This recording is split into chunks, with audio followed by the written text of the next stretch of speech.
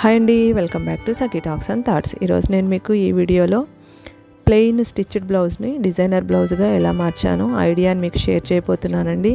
So ఈ blouse design కోసం నేను తాంజావూర్ స్టైల్ పెయింటింగ్ యూస్ చేసుకున్నాను. దానికోసం యూజ్ చేసిన 3D గ్లిట్టర్ ఇదేనండి, gold colour glitter. So Thanjavur style painting అంటే మనకు గోల్డ్ కలర్ చాలా ఇంపార్టెంట్ రోల్ ప్లే చేస్తుంది. సో ఇక్కడ 3D అవుట్లైనర్ని తీసుకొని నేను ఫస్ట్ నెక్ పార్ట్కి నేను డిజైన్ చేస్తున్నానండి. సో ఇలా నెక్ అంతా చిన్న చిన్న బాక్సెస్ లాగా ఈ గ్లిటర్ని యూజ్ చేసి వేసుకున్నానండి. సో ఇలా అంతా నెక్ పార్ట్ అంతా బాక్సెస్ లాగా వేసుకున్న తర్వాత ఇది బాగా పూర్తిగా ఆరనివ్వాలండి. ఈ తాంజావూర్ స్టైల్ పెయింటింగ్లో డ్రై అవ్వడానికి మనకి ఎక్కువ టైం పడుతుందండి. అది చాలా టైం టేకింగ్ ప్రాసెస్. సో ఇలా చిన్న చిన్న బాక్సులు దగ్గరగా ఈవెన్ అంటే అన్నీ ఒకే సైజ్ వచ్చేలాగా వేస్తే మనకు మంచి లుక్ వస్తుంది. నెక్స్ట్ ఇది బాగా ఆరిన తర్వాత ఆ బాక్సెస్లో ఈ గ్లిట్టర్ని యూస్ చేసి నేను కుందన్స్ని పేస్ట్ చేశానండి. అంటే నా శారీ కలర్ పర్పుల్ కలర్, ఇది పట్టు శారీ అండి. పట్టు శారీ కోసం నేను డిజైన్ చేసుకుంటున్న బ్లౌజ్ ఇది.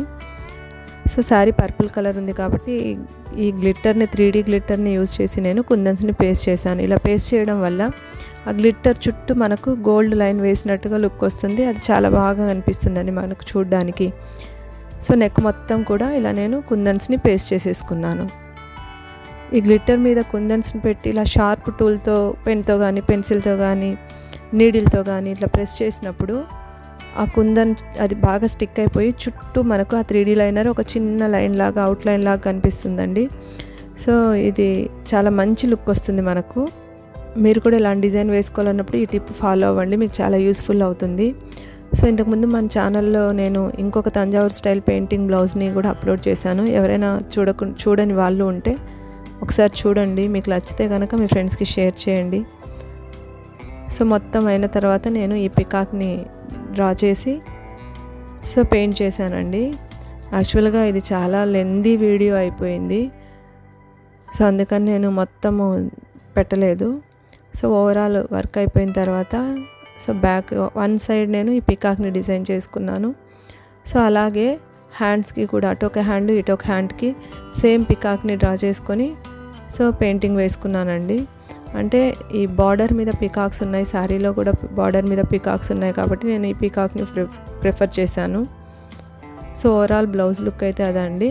సో ఈ సైడ్ హ్యాండ్కి కూడా నేను పికాక్ వేసాను. అంటే 2 సైడ్ హ్యాండ్స్కి బ్యాక్ 1 సైడ్ వేసానండి. చూడండి. సో ఈ డిజైన్ మీకు ఎలా అనిపించిందో నాకు కామెంట్ చేయండి.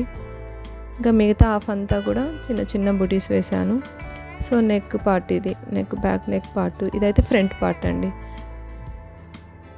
సో ఇది ఆల్రెడీ నేను స్టిచ్ చేయించిన తర్వాత వర్క్ చేశానండి. ఫ్రంట్ హుక్స్ పెట్టి ప్రిన్స్ కట్ పెట్టించేసి హై నెక్ పెట్టించాను.